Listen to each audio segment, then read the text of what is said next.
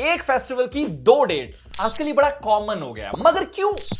I'll explain along with an expert. So Hindu festival based होते हैं ancient Indian calendar system पंचांग पर. Now Bharat में different sects different पंचांग use करते हैं. For example, there is Vikram Samvat, there is Shak Samvat. Festival कब होगा ये तिथि decide करती है. तिथि necessarily midnight पर change नहीं होती है जब हमारा regular calendar change होता है.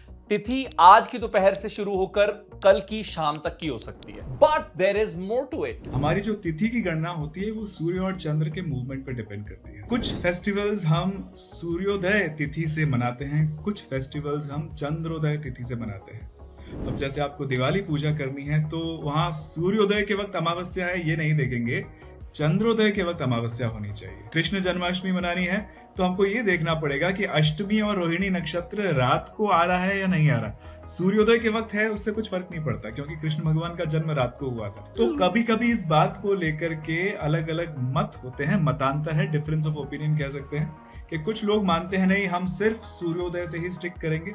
कुछ लोग इसमें फ्लेक्सिबल होते हैं कि जो फेस्टिवल रात को सेलिब्रेट किए जाते हैं, जहां पर पूजाएं रात को की जाती है, वहां पे चंद्रोदय तिथि देखनी चाहिए. तो इस वजह से कभी कभी कंफ्यूजन होता है. दो अलग अलग ओपिनियंस हैं लेकिन ये हमेशा से रहा है, कुछ नया फिनोमेना नहीं है. एग्जैक्टली ये पहले भी होता था, लेकिन पहले लोग अपने लोकल पंडित से पूछ के फेस्टिवल मना लेते थे. लेकिन अब there is internet, there is social media, so lot of discussions and debates. आप अपनी आस्था के हिसाब से फेस्टिवल मनाइए लेकिन खुशी से जरूर मनाइए.